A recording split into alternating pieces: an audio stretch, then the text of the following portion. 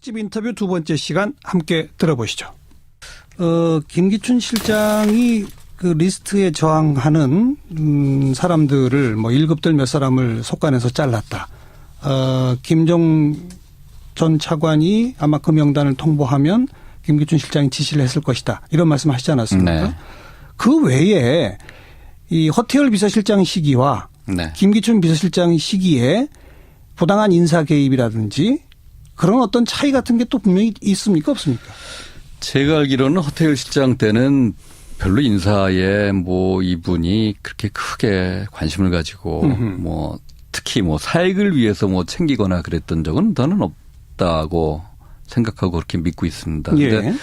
김기춘 실장이 오고 나고는 분명하게 이제 청와대의 공직 인사 뭐 이 무슨 위원회 이제 인사위원회 거기에 이제 공식적으로 비서실장이 위원장이거든요. 예. 그리고 그 밑에 이제 이재만 총무비서관 그다음에 민정수석 뭐 이런 사람들이 이제 위원으로 들어가 있습니다.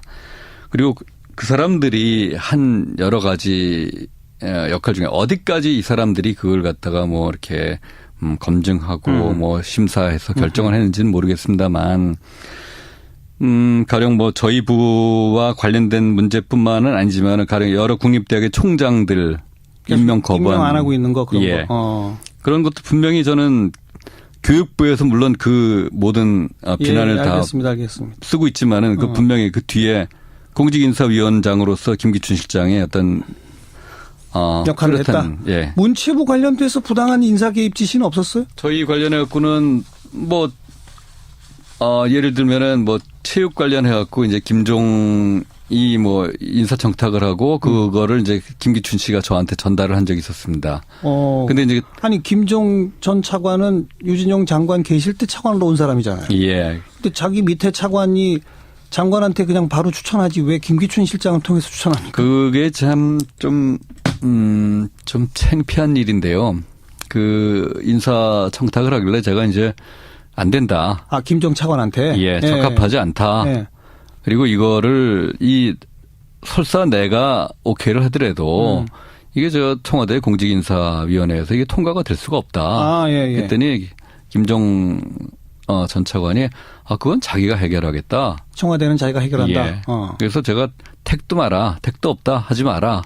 그랬는데 그 다음날 바로 우리 영명하신 김기춘 실장이 바로 전화를 하시더라고요. 그래요? 예. 그렇게 굉장히 효율적으로 일하는 건 전 처음 봤습니다. 그러니까 김정 차관이 먼저 제안한 사람인데 안 된다고 했더니 김기춘 실장이 제안하더라. 네. 그래서 어떻게 됐습니까? 그래서 아무튼 뭐 이 사람은 좀 문제가 있다. 근데 아무튼 시키면은 내가 하겠는데 이 사람이 이런 문제가 있는데 그래도 하겠느냐. 네. 그랬더니 굉장히 당황하면서 없었던 걸로 하자. 없었던 걸로 하자. 아니 뭐 그 당시에는 좀 기다려 보라고 그러더니. 그러니까 유 장관이 김기춘 실장한테 말한 그 인물의 문제점을 김기춘 실장은 몰랐던 거군요. 몰랐던 거죠. 예. 그래서 저는 그게 김종이 평소에 김기춘 실장이 자기 그 배경이라고 항상 얘기를 하고 다녔기 때문에 예. 이 배경이 정말 든든하구나. 그렇게 생각을 했었는데 아무튼 제가 이제 설명을 해 주니까 좀 당황을 하더니 좀 기다려 보라고. 그래갖고 며칠 후에도 계속 뭐 얘기가 없길래 제가 이제 찾아가고 그거 어떻게 할 거냐. 네. 그랬더니 없었던 걸로 하자 그러더라고요. 김기춘 실장이. 예, 그러면서 예. 그거 자기 뜻 아닙니다 그러더라고요. 어허.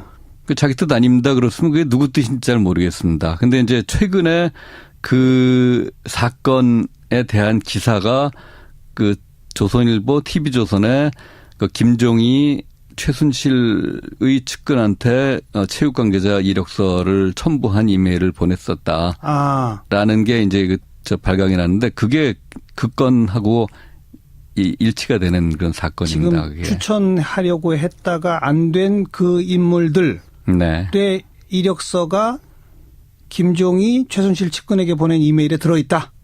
그렇죠. 그리고 최순실이 누군가를 통해서 김기춘의 입을 움직인 거죠. 누군가를 통했는지 아니면 직접 했는지는 모르겠죠. 그건 모르겠습니다. 근데 누군가의 아무튼 그건 아무튼 김기춘 실장도 자기도 모르고 자기가 추천한 것도 아니다. 이런 어떤 사례고요. 그렇죠. 김기춘 실장이 직접 추천한 그런 사례는 또 없어요? 김기춘 시장이 이제 아까 말씀드린 것처럼 저하고 별로 이렇게 사이가 안 좋았기 때문에 저한테 직접 하지 않고 이제 뭐 저한테 이제 얘기할 게 있으면 되게 모철민 수석이나 뭐 이런 경로를 통해서 했는데 뭐 가령 대표적인 게 이제 가령 뭐 관광공사 감사로 잔이윤 네. 뭐 임명을 지시를 한 거라든가 이제 이런 사안들이 있죠. 관광공사의 감사로 잔이윤 코미디언을 네. 예. 임명하라. 네. 그때 어떻게 하셨어요, 그래서? 그 인사 지시를 했던 날이요. 참 황당하지만은 그 2014년 5월 19일이 월요일인데 그날 그 대통령께서 이 정말 세월호 관련 담화를 발표하면서 정말 눈물을 흘리고 앞으로 낙하산 인사를 없애겠다. 그렇게 국민들한테 약속을 합니다. 근데 그 바로 다음 날 저한테 그런 지시가 왔어요. 예, 지시를 해요. 예. 저는 너무 당황해갖고 예. 그 지시를 저하고 친한 청와대 수석 몇 명들하고 의논을 합니다. 예. 그랬더니 그 수석들 깜짝 놀래갖고 어허. 야, 큰일 난다. 이거 예. 했다가는 예. 정말 이 국민들이 폭동을 일으킨다. 그래서. 그래서 하지 않기로 결심을 하고 며칠 후엔 이제 그 주 금요일 날 23일이었어요. 5월 23일 날 오후에 제가 서울 사무소에서 잔이윤 씨를 부릅니다. 불러서 만나서 설득을 합니다. 예. 여차여차해갖고 당신을 이 자리에 앉힌다는 거는 전문가도 아닌데 예. 여러 가지 문제가 있다. 근데 어떻든 뭐 난 지시를 받았으니까 어떻든 원만하게 해결을 해야 되고 정말 뭐 가로 열고 내키진 않지만 가로 닫고 당신한테 감사와 상응하는 그런 대우를 해줄 테니까 감사 자리는 포기를 해라. 감사는 당신이 원주까지 매일 출퇴근을 해야 되는데 그게 가능하겠느냐. 그래서 다른 자리를 제안했어요? 그러니까 제가 제안했던 자리는 이제 관광공사의 뭐 상임 뭐 홍보대사 그런 뭐 식으로 이런 거를 하나 이제 위임 설관을 해갖고 예. 그러니까 이 대우는 감사만큼 해주겠다. 그랬더니 그 사람으로서는 뭐 그게 더 좋은 거죠. 일 안 하고 돈 받으니까. 동의를 했어요? 동의를 해서 그거를 제가 모철민 수석을 통해서 이렇게 합의를 했다. 이렇게 처리하자. 이렇게 해야 된다. 그렇게 보고를 좀 해달라. 예. 실장한테. 예. 그랬더니 바로 저한테 이 답변이 온 게 그거 시키는 대로 하지. 그거 왜 자꾸 쓸데없는 짓 하냐. 김기춘 실장이. 예. 그대로 해라. 그래서 그냥 감사로 임명이 됐나요? 그래서 이제 저는 감사로 임명을 제가 직접 하진 않고요. 그 이제 절차를 밟아야 되니까. 근데 이제 그 얘기를 듣는 순간에 저는 이게 이제 이 자리 그만해야겠구나. 네, 그런 생각이 들더라고요. 그래서 이제 바로 그 얘기를 듣는 순간에 제가 바로 그 전원자한테 미안하지만 나 이제 그만할 테니까 다음번 개각에 나 좀 빼달라. 그렇게 좀 저 얘기를 전해달라 그랬더니 뭐 며칠 후에 얘기가 아주 잘 됐다고 기다리고 있으면은 뭐 자유롭게 될 거라고 그런 약속을 받은 적이 있었습니다. 네. 그 퇴임과 관련해서 말이죠. 네. 지금 뭐 몇 가지 뭐 김기춘 실장과의 어떤 관계 이런 얘기를 쭉 많이 하셨는데 언론에 알려지기로는 세월호 참사 이후에 거기에 대한 이 대책 또 국가 대개조 이런 거 논의하기 위해서 국무회의를 이제 대통령이 뭐 했는데 그 자리에서 우리 유진영 전 장관이 우리 국무위원 전원 사퇴 주장하다가 찍혔다. 그래서 잘렸다. 뭐 이런 보도가 있었거든요. 맞는 얘기입니까? 전원 사퇴를 뭐 주장하긴 했는데 그거는 뭐 저는 그렇게 뭐 심각하게 하긴 뭐 그분들 심기에는 뭐 좀 거슬렸는지 모르겠습니다만 그건 뭐 저는 그렇게 뭐 심각한 그런 시비는 아니었다고 생각을 하고요. 예.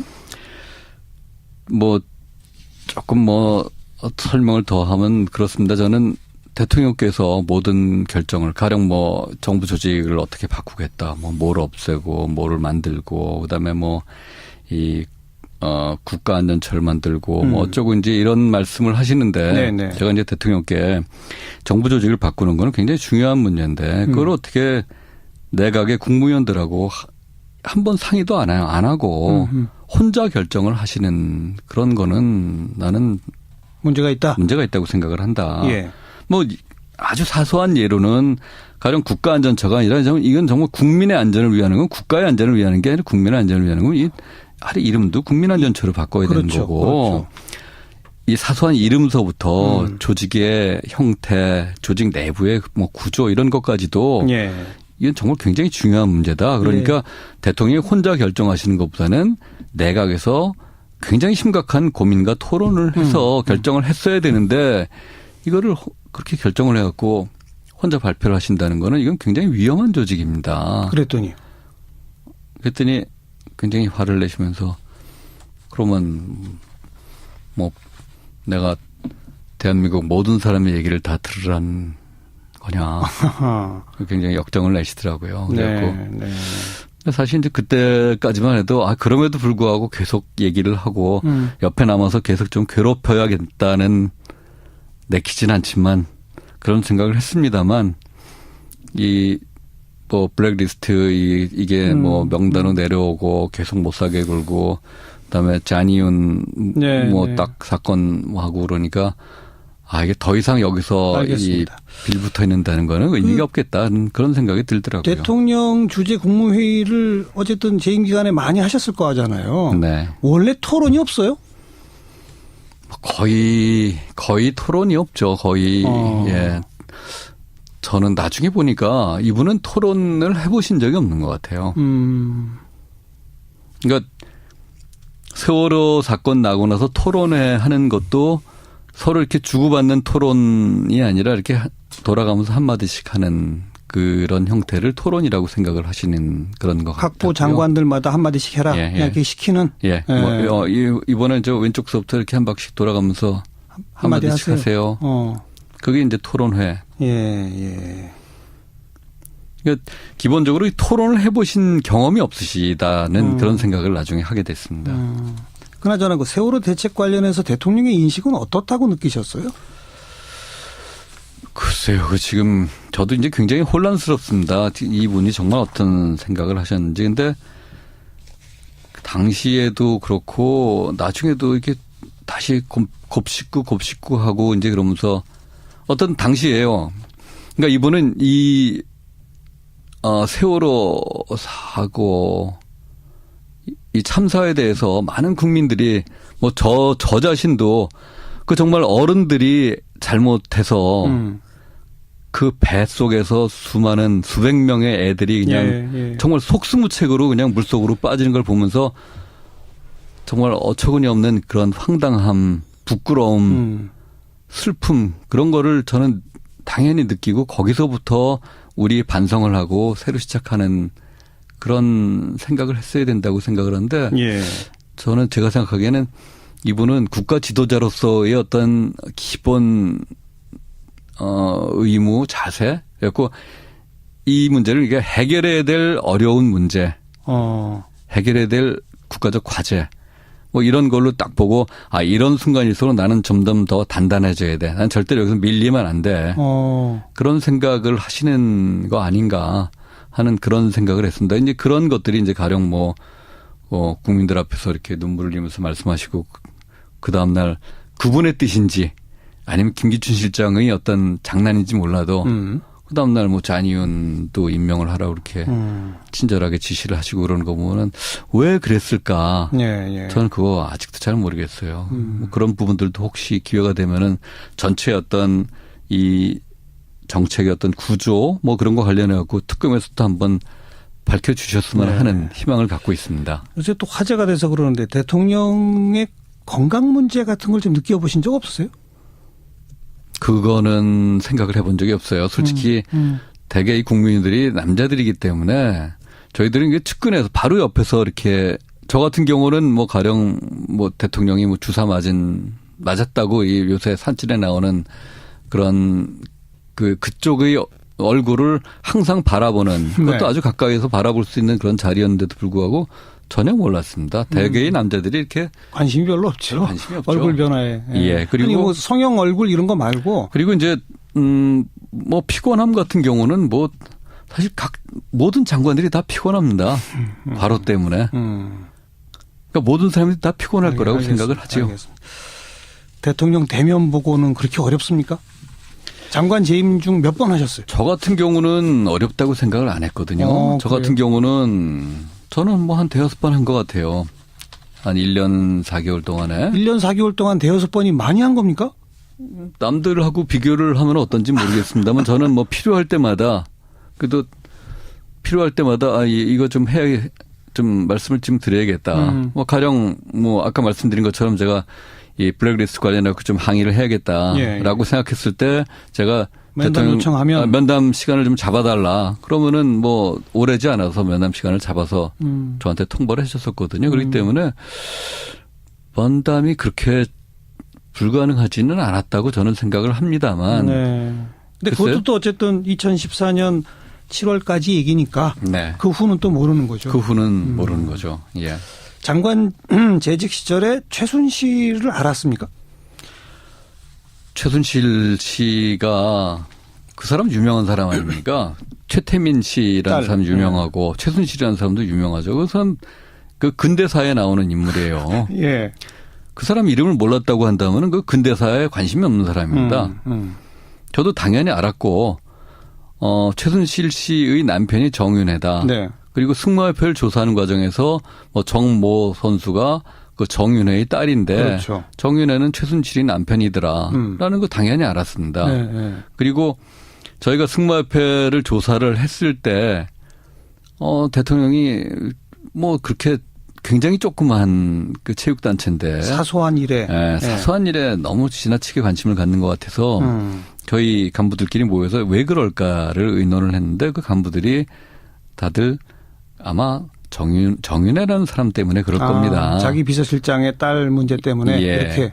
예, 그렇게 얘기를 했고 그 정윤회라는 사람을 주목을 했죠. 우리는 최순실이라는 사람은 물론 정윤회라는 사람 최순실 씨 때문에 박근혜 대통령하고 국회의원 시절에 가까워졌을 것이다라는 건 뭐 추측을 했지만 뭐 그럼에도 불구하고 중요한 역할을 하는 거는 정윤회 씨가 역할을 했지. 최순실 씨는 뭐 코디나 뭐 맛있는 반찬 정도 그렇게 생각을 했었거든요. 근데 정말 뭐 이번에 밝혀진 것처럼 뭐 이분이 이렇게 훌륭한 분이었다는 거는 몰랐죠. 네.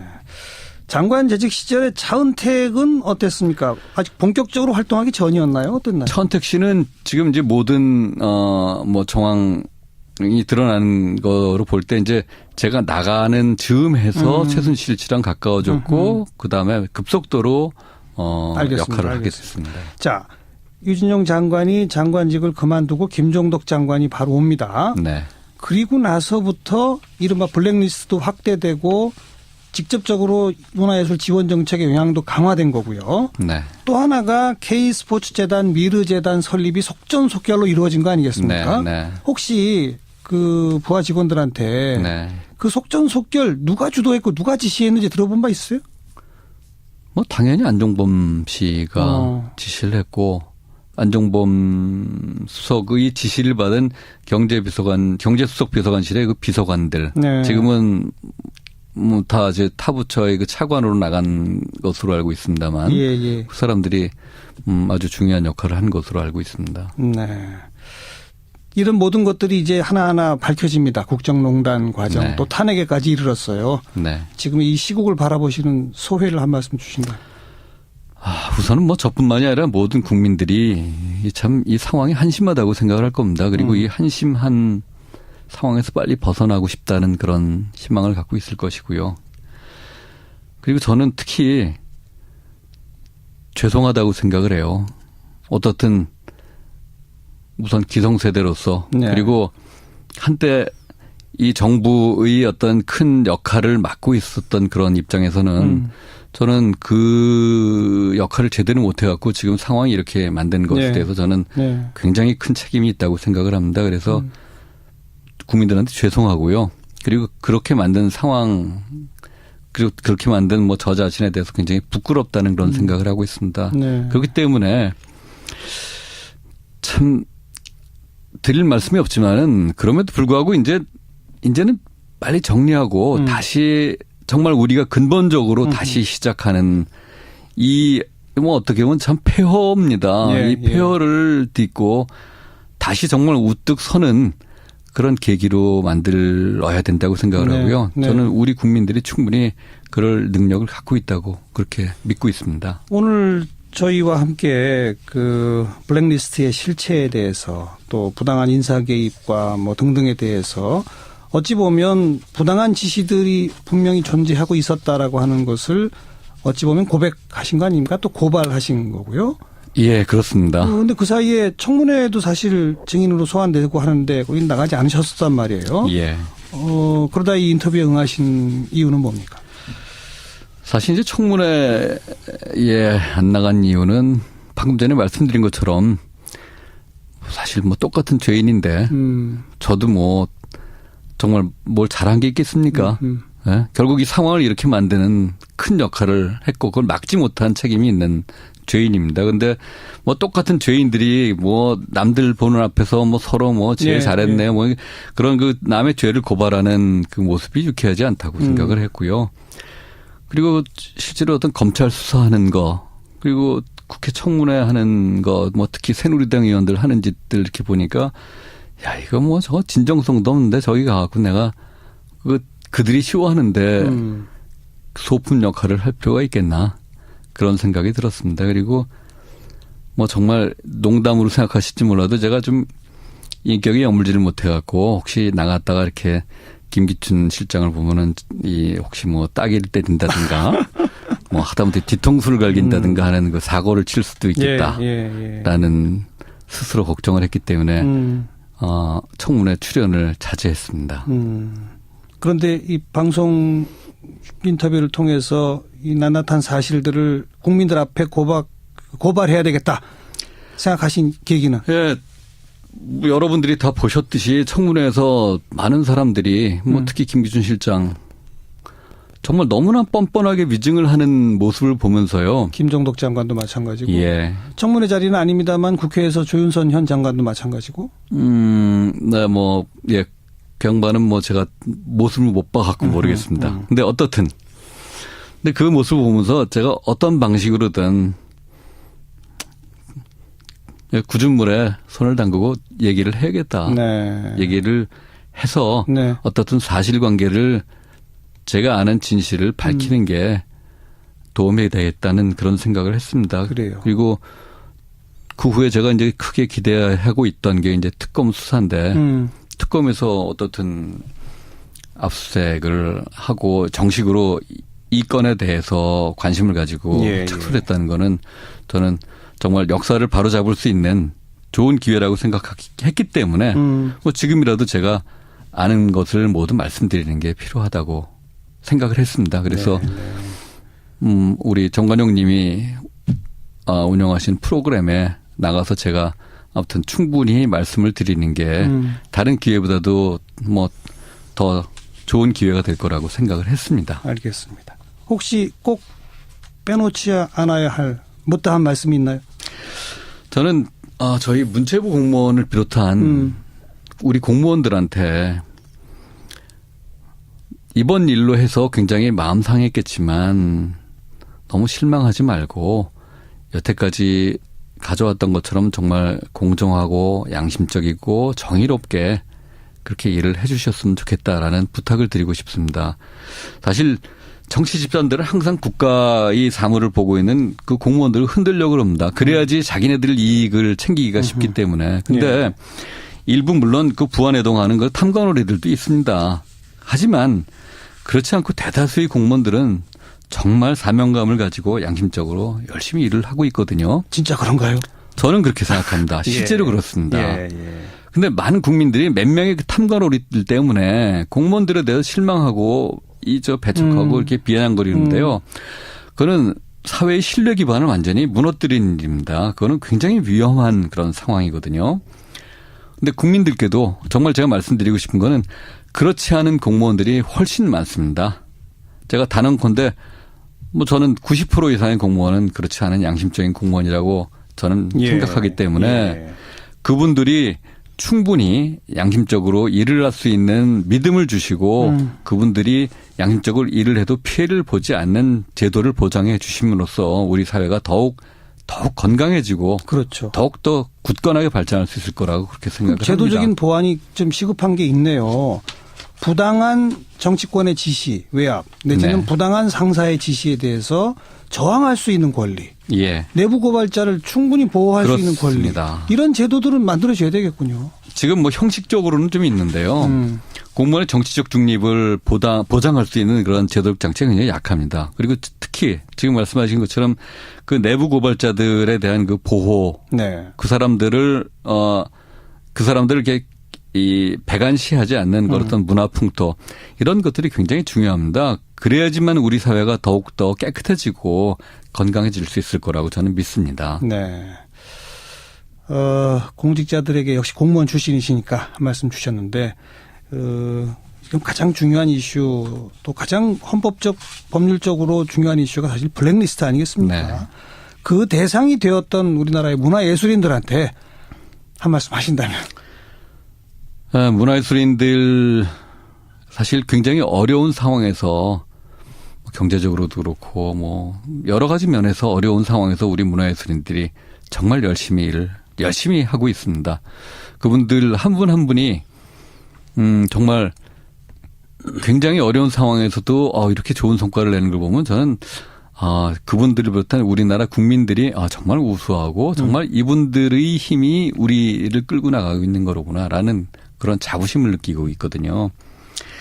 뭐 이번에 어떤 뭐 굉장히 좀 정말 치사하고 기분 나쁘고 그런 일을 오랫동안 당하셨지만 뭐 이거는 잠시 지나가는 거라고 생각해 주시고 그럼에도 불구하고 정말 우리 사회를 우리 문화예술을 이렇게 발전시킨 뭐 여러분들이 다시 용기를 가지고 뭐 정말 자랑스러운 대한민국을 세우는데 모두 힘을 합치기 위한 그런 노력을 같이 해 주셨으면 좋겠다는 그런 부탁을 드립니다. 그러자면 이 30년 만에 도저히 부활해서는 안 되는데 부활해버린 그 리스트. 네. 그 법적 책임을 분명히 묻는 작업이 선행돼야 되겠죠. 그렇습니다. 며칠 후에 이제 그 주 금요일 날 23일이었어요. 5월 23일 날 오후에 제가 서울 사무소에서 장이윤 씨를 부릅니다. 불러서 만나서 설득을 네. 합니다. 네. 여차여차해갖고 당신을 이 자리에 앉힌다는 거는 전문가도 아닌데 예. 여러 가지 문제가 있다. 근데 어떻든 뭐 난 지시를 받았으니까 어떻든 원만하게 해결을 해야 되고 정말 뭐 가로 열고 내키진 않지만 가로 닫고 당신한테 감사와 상응하는 그런 대우를 해줄 테니까 감사 자리는 포기를 해라. 감사는 당신이 원주까지 매일 출퇴근을 해야 되는데 그게 가능하겠느냐. 그래서 다른 자리를 제안했어요? 그러니까 제가 제안했던 자리는 이제 관광공사의 뭐 상임 뭐 홍보대사 그런 식으로 뭐 이런 거를 하나 이제 위인설관을 해갖고 예. 그러니까 이 대우는 감사만큼 해주겠다. 그랬더니 그 사람으로서는 뭐 그게 더 좋은 거죠. 일 안 하고 돈 받으니까. 동의를 했어요? 동의를 해서 그거를 제가 모철민 수석을 통해서 이렇게 합의를 했다. 이렇게 처리하자. 이렇게 해야 된다. 그렇게 보고를 좀 해달라. 예. 실장한테. 예. 그랬더니 바로 저한테 이 답변이 온 게 그거 시키는 대로 하지. 그거 왜 자꾸 쓸데없는 짓 하냐. 김기춘 실장이. 예. 그대로 해라. 그래서 그냥 감사 특집 인터뷰 두 번째 시간 함께 들어보시죠. 김기춘 실장이 그 리스트에 저항하는 사람들을 뭐 1급들 몇 사람을 속간해서 잘랐다. 김종 전 차관이 아마 그 명단을 통보하면 김기춘 실장이 지시를 했을 것이다. 이런 말씀 하시지 않았습니까? 네. 그 외에 이 허태열 비서실장 시기와 네. 김기춘 비서실장 시기에 부당한 인사 개입이라든지 그런 어떤 차이 같은 게 또 분명히 있습니까? 없습니까? 제가 알기로는 허태열 실장 때는 별로 인사에 뭐 이분이 그렇게 크게 관심을 가지고 뭐 특히 뭐 사익을 위해서 뭐 챙기거나 그랬던 적은 저는 없다고 생각하고 그렇게 믿고 있습니다. 그런데 예. 김기춘 실장이 오고 나왔고는 분명하게 이제 청와대의 공직인사 뭐 이 무슨 위원회 이제 추천위원회, 인사위원회 거기에 이제 공식적으로 비서실장이 위원장이거든요. 예. 그리고 그 밑에 이제 이재만 총무비서관, 그다음에 민정수석 뭐 이런 사람들이 이제 위원으로 들어가 있습니다. 그리고 그 사람들이 한 여러 가지 역할 중에 어디까지 이 사람들이 그걸 갖다가 뭐 이렇게 검증하고 뭐 심사해서 결정을 했는지는 모르겠습니다만.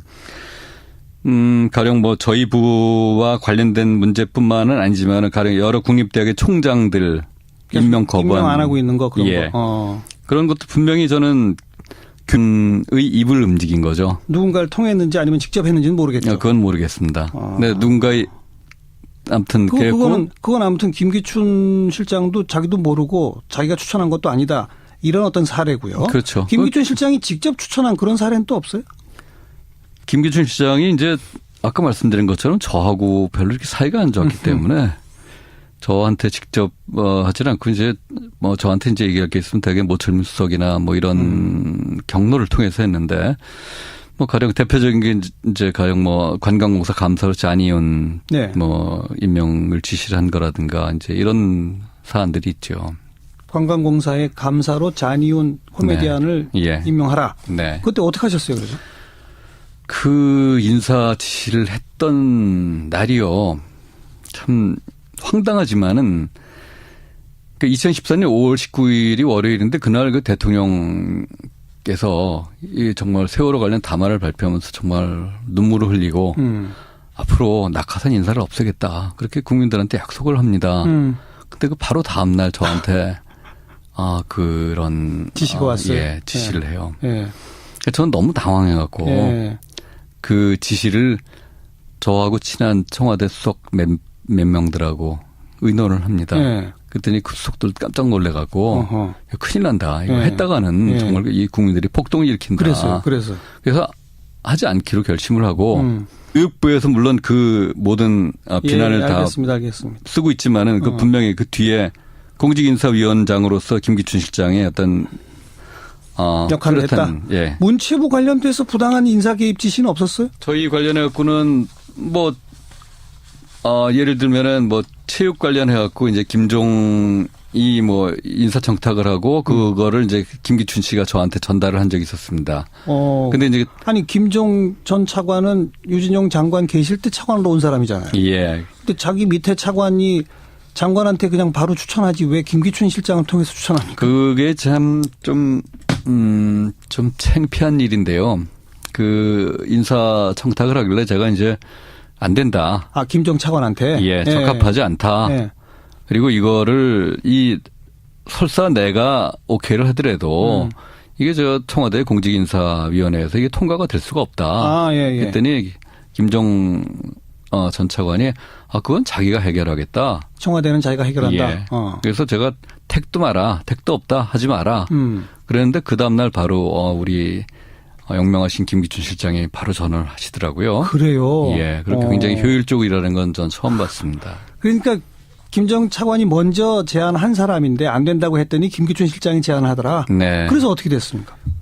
그래서 아무튼 뭐 이 사람은 좀 문제가 있다. 근데 아무튼 시키면은 내가 하겠는데 이 사람 이런 문제가 있는데 그래도 하겠느냐? 네. 그랬더니 굉장히 당황하면서 없었던 걸로 하자. 없었던 걸로 하자. 아니 뭐 그 당시에는 좀 기다려 보라고 그러더니. 그러니까 유 장관이 김기춘 실장한테 말한 그 인물의 문제점을 김기춘 실장은 몰랐던 거군요. 몰랐던 거죠. 예. 그래서 저는 그게 김종이 평소에 김기춘 실장이 자기 그 배경이라고 항상 얘기를 하고 다녔기 때문에 예. 이 배경이 정말 든든하구나 그렇게 생각을 했었는데 아무튼 제가 이제 설명을 해주니까 좀 당황을 하더니 좀 기다려보라고 그래갖고 며칠 후에도 계속 뭐 얘기가 없길래 제가 이제 찾아가갖고 그거 어떻게 할 거냐 네. 그랬더니 없었던 걸로 하자 그러더라고요. 김기춘 실장이. 예, 그러면서 예. 그거 자기 뜻 아닙니다 그러더라고요. 어허. 그 자기 뜻 아닙니다 그랬으면 그게 누구 뜻인지 잘 모르겠습니다. 근데 이제 최근에 그 사건에 대한 기사가 그 조선일보 TV조선에 그 김종이 최순실의 측근한테 체육 관계자 이력서를 첨부한 이메일을 보냈었다라는 게 이제 발각이 났는데 그게 그 건하고 일치가 되는 그런 사건입니다. 지금 그게. 추천하려고 했다가 안 된 그 인물들의 네. 이력서가 김종이 최순실 측근에게 보낸 이메일에 들어있다. 그렇죠. 그리고 최순실이 누군가를 통해서 김기춘